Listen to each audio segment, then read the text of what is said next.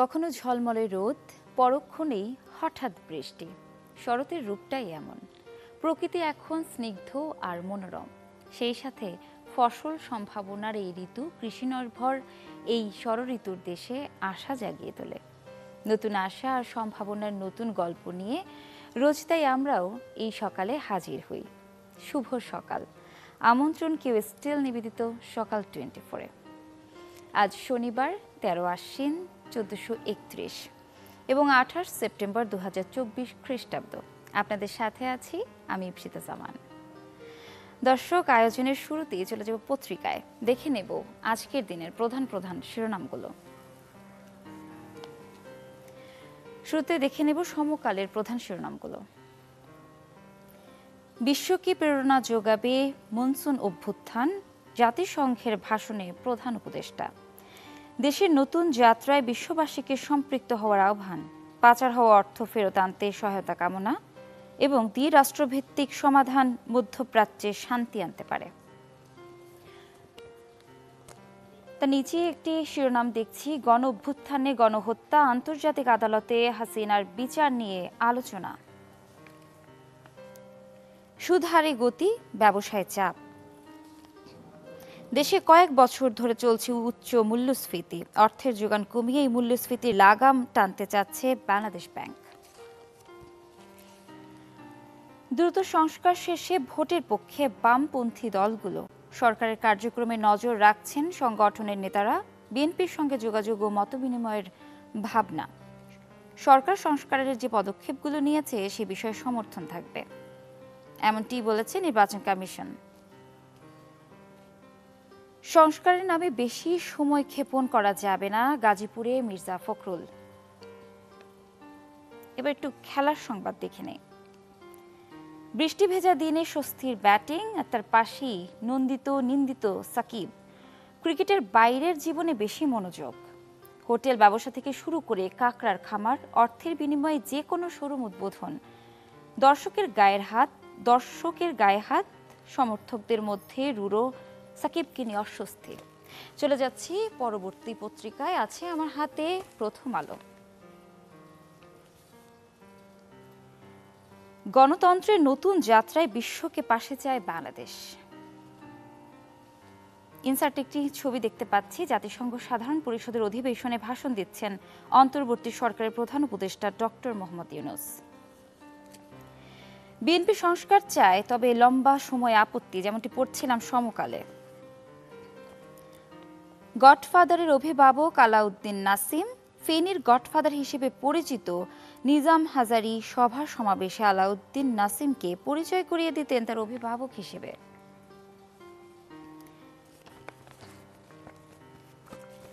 তিস্তার পানি বাড়ছে, বন্যার শঙ্কা। দর্শক, যেমনটি পড়ছিলাম, তিস্তার পানি কিন্তু বাড়ছে। টানা বৃষ্টি ও উজানের ঢলে বেড়েছে তিস্তার পানি। এতে প্লাবিত হয়েছে নিম্নাঞ্চল। টানা বৃষ্টিতে বাড়ছে তিস্তা নদীর পানি। দর্শক, পত্রিকাটি একটু পড়ি। তিস্তার পানি আজ আরো দ্রুত বাড়তে পারে। এতে নীলফামারী, লালমনিরহাট, কুড়িগ্রাম ও রংপুরের নিম্নাঞ্চল ও চরাঞ্চল প্লাবিত হতে পারে। ছবিতে এখানে একটি ইনসার্ট পিকচার দেখতে পাচ্ছি, যেখানে দেখা যাচ্ছে পানি বেড়ে যাওয়ায় রাজশাহীর গোদাগাড়ির চর বয়ারমারি থেকে এভাবেই বাড়িঘর ভেঙে নিয়ে আসছেন লোকজন। গত বৃহস্পতিবার দুপুরের তোলা ছবি এটি। রাজধানী সহ দেশের মধ্যাঞ্চলে এবার বন্যার পানি আসেনি, তবে দেশের বাকি এলাকায় এবার বন্যার বিপদ হাজির হতে শুরু করেছে। সরকারের বন্যা পূর্বাভাস ও সতর্কীকরণ কেন্দ্র জানিয়েছে, কয়েকদিন ধরে তিস্তা নদীর পানি বাড়ছে। দর্শক, চলুন আমরা এবার একটু লালমনিরহাটের খোঁজ খবর নিয়ে আসি। সেখানে বন্যা পরিস্থিতির কি অবস্থা, সেখান থেকে যুক্ত হবেন আমাদের সহকর্মী মাহফুজ বকুল। বকুল, শুভ সকাল। দেখতে পাচ্ছি আপনি জলাবদ্ধতার মধ্যে দাঁড়িয়ে আছেন। লালমনিরহাটে বর্তমানে কি অবস্থা? ইপসিতা, শুভ সকাল। গত দুদিন ধরে কিন্তু অত্র অঞ্চলে রংপুর অঞ্চল, লালমনিরহাট, নীলফামারী, কুড়িগ্রাম সহ এই উত্তরাঞ্চলে কিন্তু ভারী বৃষ্টিপাত হচ্ছিল। এর ফলে কিন্তু পানি বেড়েছে, বিভিন্ন নদ নদী খাল বিলের পানি সেগুলো কিন্তু বেড়েছে। এর ফলে তিস্তার পানিও কিন্তু বেড়েছে, ধরলা সহ অন্যান্য নদ নদীর পানিও বেড়েছে। আমি এখন তিস্তার নিম্নাঞ্চল এলাকায় রয়েছি। এখানে একটি প্রাইমারি স্কুল রয়েছে, একটি মাধ্যমিক বিদ্যালয় রয়েছে।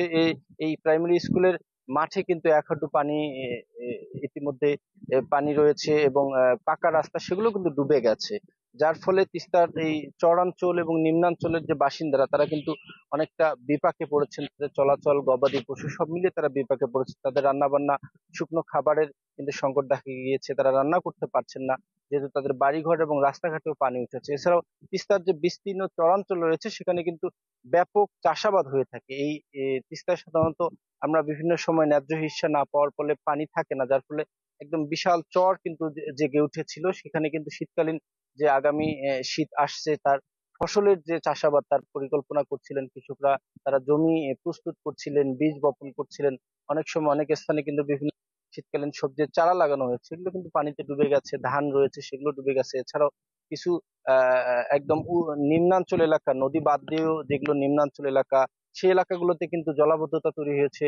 ধানের ক্ষেত কিন্তু ডুবে রয়েছে। যদিও বা পানি উন্নয়ন বোর্ডের সাথে কথা বলেছি, তারা যেটি বলছেন যে বৃষ্টিপাত আরো একদিন থাকতে পারে, এবং এর ফলে তিস্তার পানি এবং নদ নদীর পানিগুলো আরো বৃদ্ধি পাবে। বর্তমানে কিন্তু তিস্তার ডালিয়া পয়েন্টে পানি প্রবাহিত হচ্ছে বিপদসীমার 15 সেন্টিমিটার নিচে, এবং কাউনিয়া পয়েন্টে সেখানে কিন্তু বিপদসীমার 26 সেন্টিমিটার নিচে প্রবাহিত হচ্ছে। অর্থাৎ এখনো কিন্তু বিপদসীমার নিচে প্রবাহিত হচ্ছে তিস্তার পানি, কিন্তু বিপদসীমার কাছাকাছি।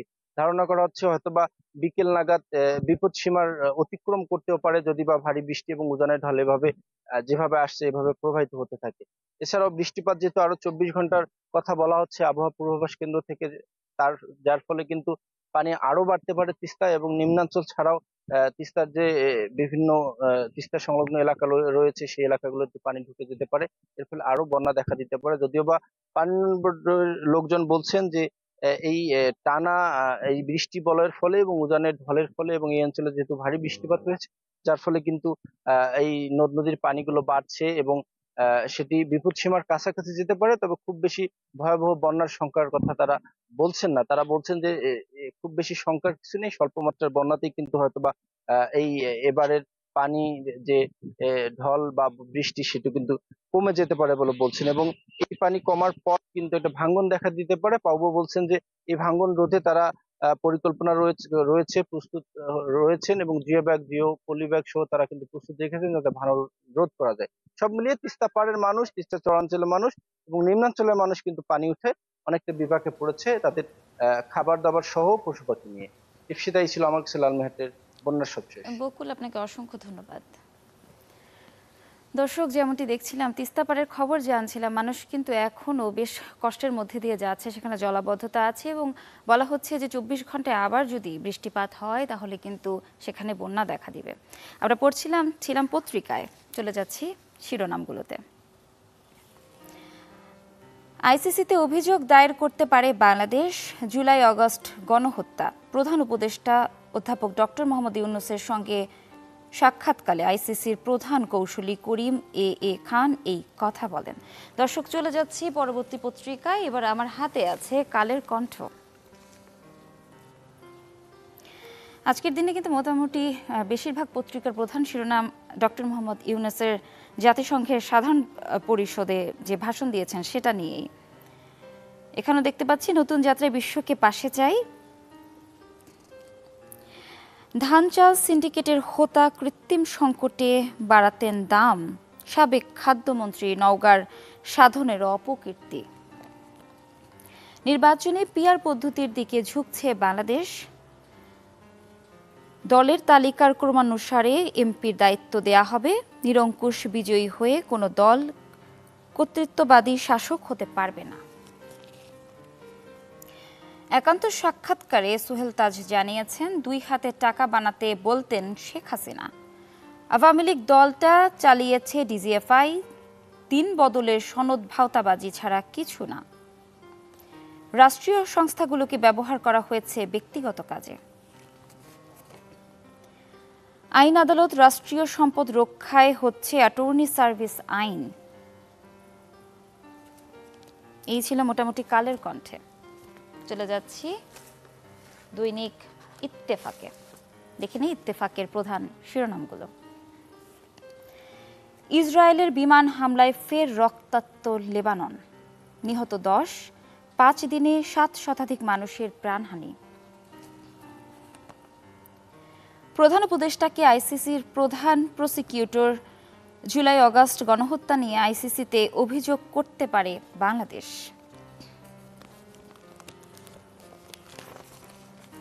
এখানে ডেঙ্গু নিয়ে একটি শিরোনাম করা হয়েছে, তবুও কমছে না ডেঙ্গুর প্রকোপ। রাজধানী সহ ডেঙ্গু প্রতিরোধে চারপাশ পরিষ্কার পরিচ্ছন্নতা রাখা, লার্ভাসাইডের মেডিসিন দেয়া, ফগিং করা এবং জনগণের সচেতনতা কার্যক্রম জোরদার করার পরেও বেড়েই চলছে ডেঙ্গু সংক্রমণের সংখ্যা।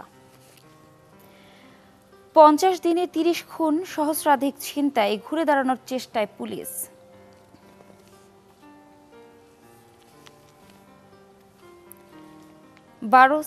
বারো সিটি কর্পোরেশন ও 323 পৌরসভার কাউন্সিলরদের অপসারণ। বাড়তি দরে ডিম, মুরগি রপ্তানির অজুহাতে ইলিশের দাম চড়া।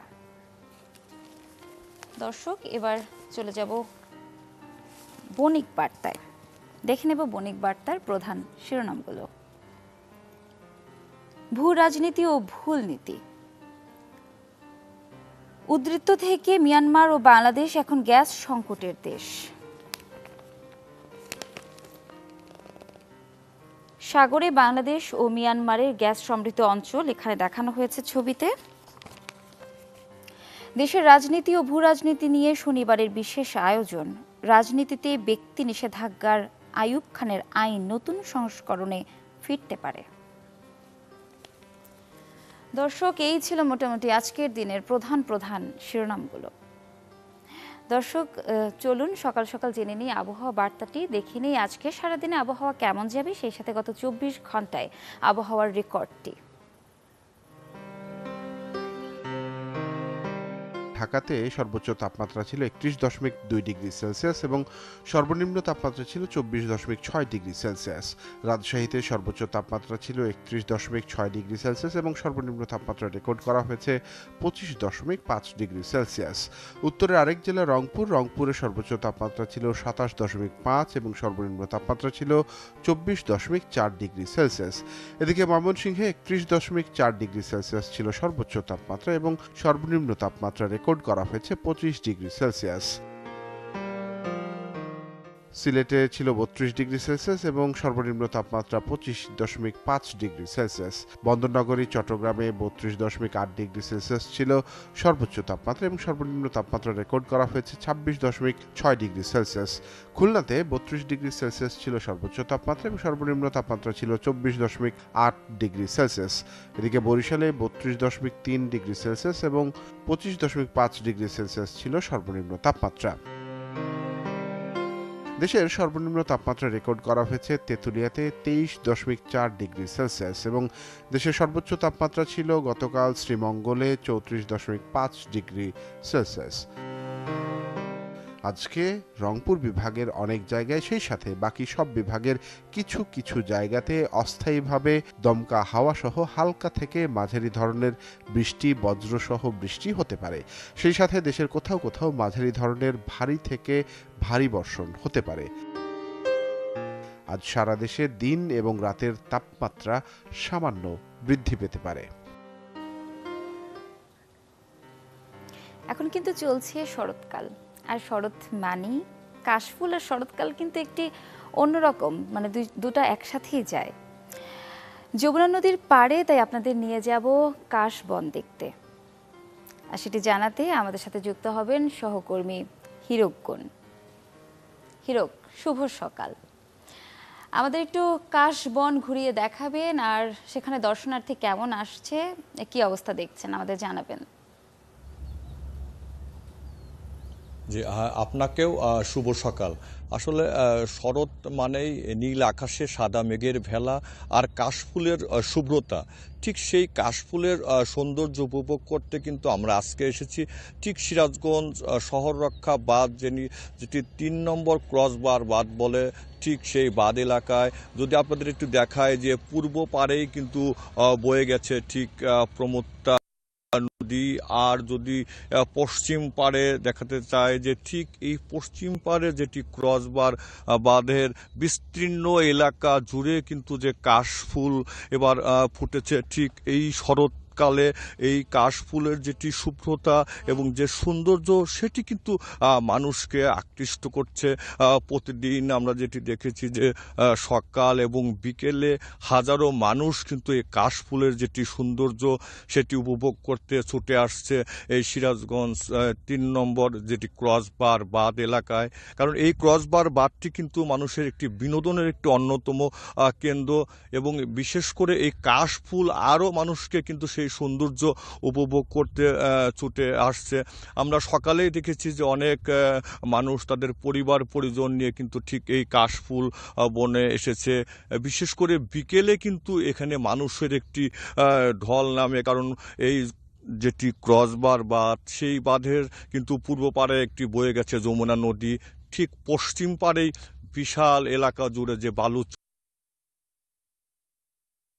ফুটেছে, ঠিক এই শরতের যেটি কাশফুলের সৌন্দর্য সেটি কিন্তু মানুষকে আকৃষ্ট করছে, এবং সিরাজগঞ্জ শহর সহ এর আশেপাশের যে মানুষ তারাও কিন্তু প্রতিদিন সকালে এবং বিকেলে ঠিক এই কাশফুল বনে তারা আসছে, তারা এই সৌন্দর্য উপভোগ করছে, অনেকে আবার ক্যামেরা বন্দি করে রাখছে। যদি আপনাদের একটু আমরা এই কাশফুল বনের ভিতর দেখাতে চাই যে যেদিকে তাকাবো সেদিকেই শুধু সাদা আর সাদা।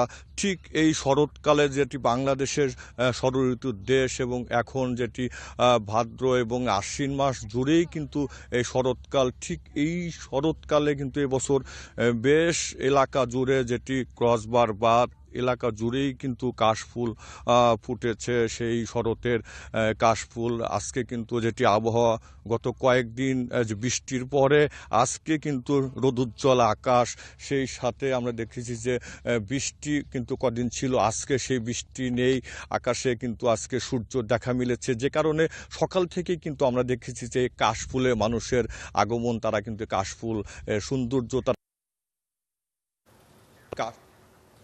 হিরুগুন, আপনাকে অসংখ্য ধন্যবাদ। দর্শক, আপনাদেরকে ঘুরিয়ে আনলাম যমুনা থেকে, দেখছিলাম কাশবন। কেউ স্টিল নিবেদিত সকাল 24-এ নিচ্ছে একটা বিরতি, ফিরছে একটু পরেই।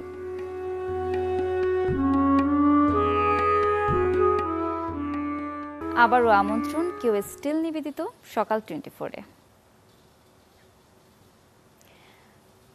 পান, হ্যাঁ দর্শক ঠিকই শুনেছেন, পান নিয়েই বলছি, যে আমাদের দেশের অর্থকারী ফসল তো বটেই, সেই সাথে বিশাল একটা জনগোষ্ঠীর নিত্যদিনের মুখরোচক খাবার। দেশের বিভিন্ন এলাকাতেই পানের চাষ হয়। আজ সকালে শুরুতেই আপনাদের নিয়ে যাব যাদবপুরে পানের হাটে। চাঁপাইনবাবগঞ্জ থেকে যুক্ত হচ্ছেন সহকর্মী আনোয়ার হোসেন। আনোয়ার, শুভ সকাল। আমাদেরকে বলবেন সেখানে পানের বরজ কেমন আছে এবং কি পরিমাণ ব্যবসা হচ্ছে সেখানে?